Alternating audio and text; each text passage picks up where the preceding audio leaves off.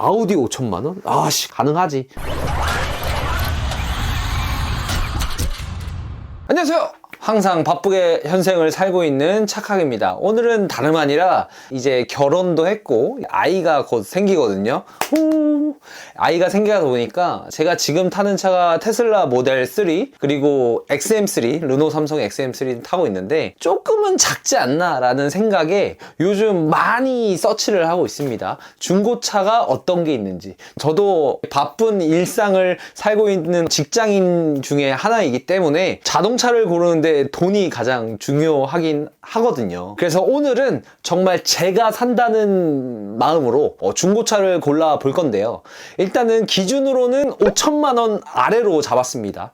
제 수준에서는 굉장히 큰 금액이긴 하지만 그래도 요즘 뭐 그랜저도 5천만 원 하는 시대니까 그래서 5천만 원 정도로 중고차를 잡았고요.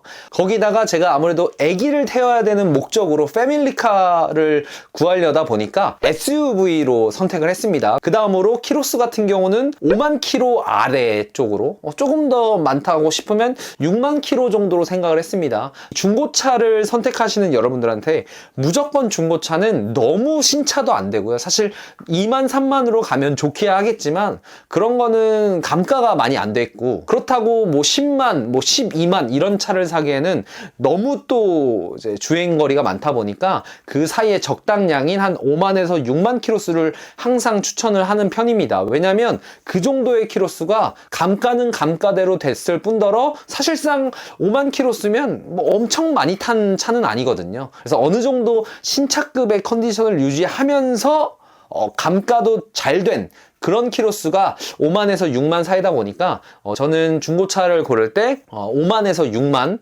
그 정도 키로수로 골랐고요. 연식 같은 경우는 지금 2024년이니까 2020년식 위로만 봤습니다. 네, 그리고 그 다음으로는 무사고까지는 아니더라도 간단한 범퍼 정도 수리 정도까지는 좀 용이하려고 해요. 사실 무사고가 좋긴 하죠. 근데 그렇다고 뭐 200만 원, 300만 원 안쪽에 수입차 뭐 범퍼 교환 요 정도는 사실 납득 가능한 수준이니까요. 이 정도는 그냥 넘어가셔도 돼요. 왜냐면 너무 무사고만 바라보시다 보면 중고 가격이 너무 높게 형성이 되어 있거든요. 그래서 한 200~300만 원 안에 그런 수리 이력이 있는 정도로만 선택을 했다는 점 알고 계시면 좋을 것 같습니다. 그러면 5천만 원으로 살 수 있는 가장 좋은 중고차 첫 번째는요. 네, 바로 제네시스 GV80입니다. 제네시스 GV80을 5천만 원에 사려고 하면요. 보통 2020년식에 키로수는 5만 정도 되면서 사고는 아예 없거나 아니면 뭐 100만 원짜리 그냥 단순 교환이거나 이런 매물들이 많더라고요. 그리고 엔진 같은 경우는 2.5 터보 가솔린 엔진이 탑재됐으면서 대부분은 기본 옵션에다가 플러스 한 400에서 500만 원 정도 옵션이 추가된 차량이 이 5천만 원 정도로 형성이 되어 있더라고요. 아이가 있다면 제네시스 GV80을 타면 얼마나 좋을까라는 생각에 한번 제네시스 GV80을 첫 번째 순서로 넣어봤고요.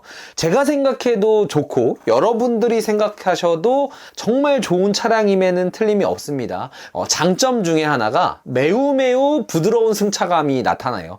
제가 생각했을 때 제네시스 안에서 특히 SUV 계열에서는 가장 부드러운 승차감이 아닐까 싶은데요. 그만큼 저보다는 사실 와이프나 아니면 아이들이 좋아하는 승차감입니다. 약간 구름 위를 떠다니는 듯한 그런 승차감이에요. 물론 이 차량이 에어서스가 들어가 있진 않지만 거의 들어갔나 싶을 정도로 승차감이 매우 부드러웠던 기억이 있습니다. 그래서 저는 첫 번째 장점으로 아주 부드러운 승차감을 꼽았고요.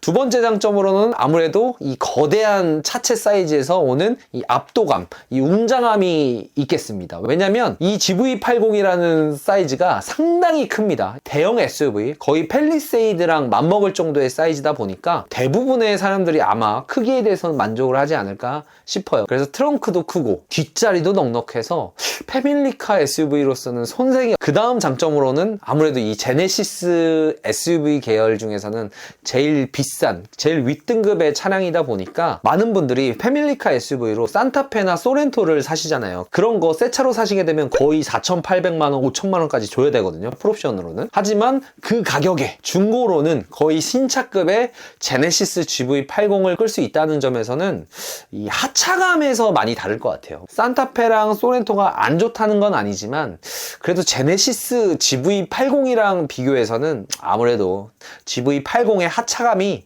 훨씬 뛰어나다는 점에서 저는 이 차량을 그 장점을 뽑았고요.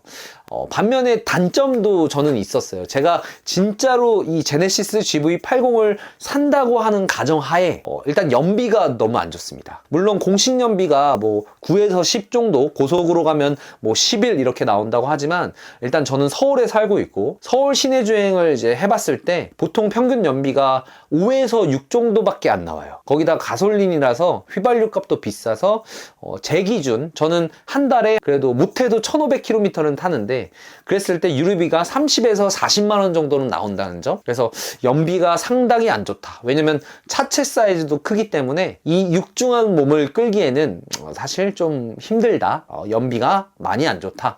이런 점이 단점으로 꼽을 수 있겠고요. 두 번째 단점으로는 아무래도 자동차세라든지 그런 부분들이 많이 나오긴 합니다. 적어도 한 70만 원 나올 거예요, 1년에.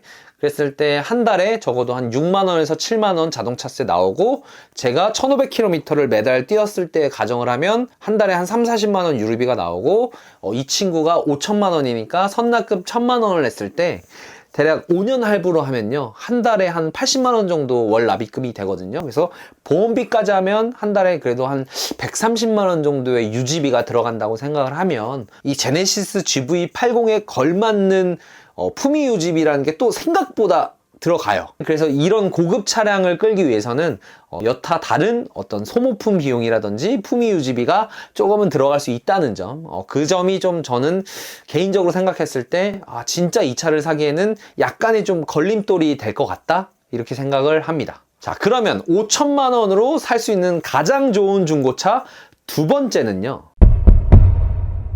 바로 제네시스 GV70입니다. 첫 번째는 GV80, 두 번째는 GV70.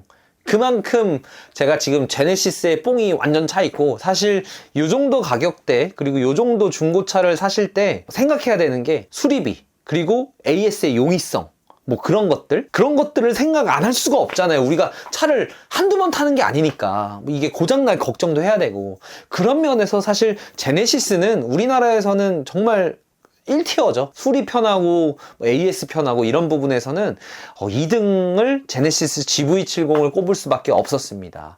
일단 이 차량 같은 경우는 4천 중반대를 형성을 하고 있었고요. 그랬을 때 키로수는 한 3만 키로수 정도? 거기다가 엔진은 2.5 터보 가솔린 엔진이 들어갔고, 보통 기본 옵션에 플러스 한 600만 원까지 옵션이 들어간 차량이 4,500만 원을 형성하고 있었어요. 첫 번째 장점으로는 생각보다 넓다. 물론 GV80보다는 좁을 수 있을지언정 산타페 정도의 크기는 된다.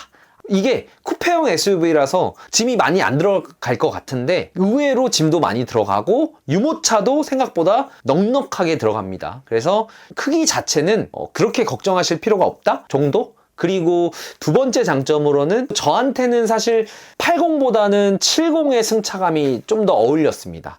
GV80은 뭔가 구름을 이렇게 잔잔히 흘러가는 듯한 그런 편안한 승차감이라면 GV70은 그거보다는 조금 하드한 세팅이 어울려요. 그래서 약간은 BMW스러운 승차감이라고 보시면 되는데, 저는 이제 운전을 좋아하다 보니까 GV70의 승차감이 훨씬 더 마음에 들었고요. 그래서 저는 이 승차감을 두 번째 장점으로 생각을 했습니다. 그에 반해 이 친구의 단점도 명확합니다.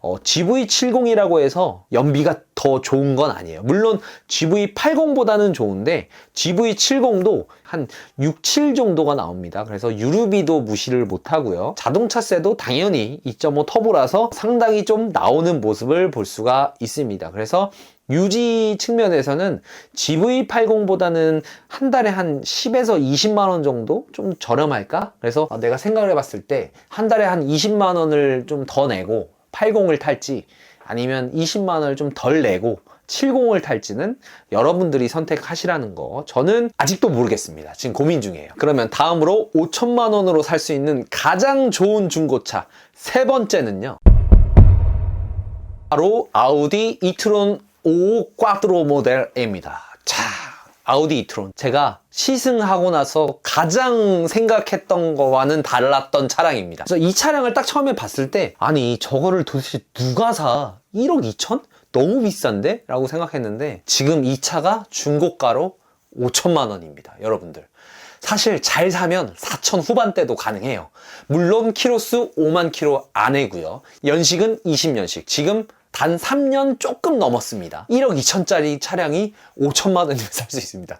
역시 감가의 아우디답게 정말 감가가 많이 된 모습을 볼 수 있겠고요.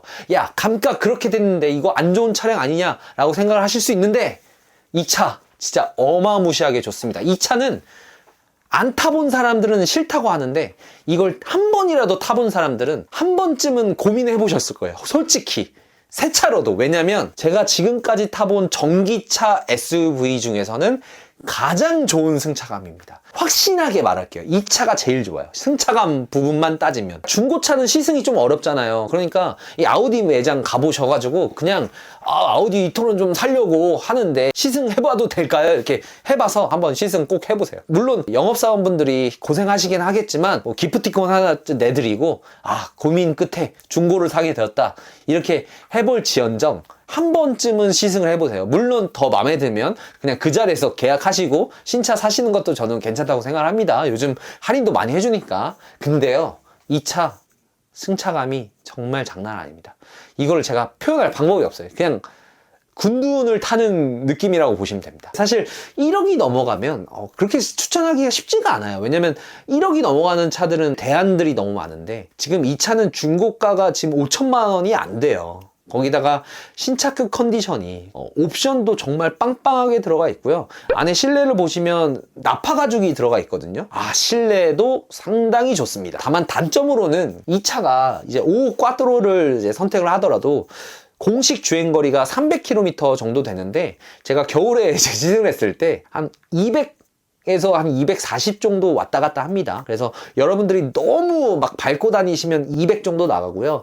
조금 정비 주행을 하신다라고 하시면 230에서 240 정도는 나가니까 그래서 주행거리가 막 엄청 길진 않다. 그래서 여러분들의 환경에 이 주행거리가 잘 맞는지는 고려를 해보시는 게 좋고요. 두 번째 단점으로는 아무래도 이제 우리가 흔히 아는 뭐 아이오닉이나 뭐 EV9처럼 그런 국산 전기차보다는 아우디 브랜드답게 한 번 고장이 나면 어마어마한 수리비를 감당해야 될 수도 있다는 거. 그래서 여러분들 저는 일단 이 차량 같은 경우는 지금 2020년식은 보증이 됩니다. 다행히. 그래서 보증선에서는 마무리되는데 중고차답게 보증이 그래도 좀 빨리 끝나면 그래도 그런 수리비는 좀 무시무시할 수도 있다는 거? 요 정도는 걱정이 됩니다. 그래서 제가 고민했을 때 사실 저의 1티어는 이 차량이었어요. 왜냐면 시승을 하고 나서 너무 감동을 받아가지고 야 5천만 원이면 아우디 5천만 원?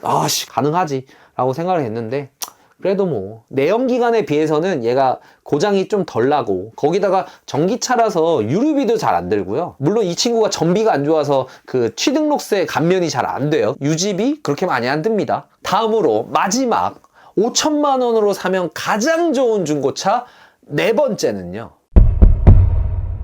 바로 테슬라 모델 Y 롱레인지 모델입니다. 보통 21년식에 키로수가 3만에서 5만 키로수대가 4천 후반대가 많습니다. 그래서 테슬라 모델 Y를 추천을 드렸어요. 제가 이 차량을 추천드린 이유가 제가 일단 테슬라 모델 3를 타고 있잖아요. 굉장히 만족하면서 타고 있습니다. 굉장히 만족하고 있고요. 일단 첫 번째 장점으로 유지비가 들 게 없어요. 테슬라가 회생제동을 정말 잘 사용해서 브레이크를 밟을 일이 거의 없다 보니까 브레이크 패드 수명이 굉장히 높고요. 일단 배터리도 믿을만 합니다. 제가 지금 거의 5만 넘게 타고 있는데 테슬라 카페를 가보면은 30만 넘게 타시는 분들도 있더라고요. 그래서 테슬라에서는 야, 이 배터리의 수명이 보통 60만에서 80만 정도 되면 교체해라 이렇게 말을 하는데 저는 일단은 죽어도 60만은 못 타거든요. 제가 100세까지 탄다고 가정해도 60만을 못할 것 같은데 그래서 배터리에 대한 수명은 걱정을 안 해도 될 것 같고요. 이 차가 작년까지만 하더라도 중고가가 보통 6천만 원 정도, 그러니까 감가가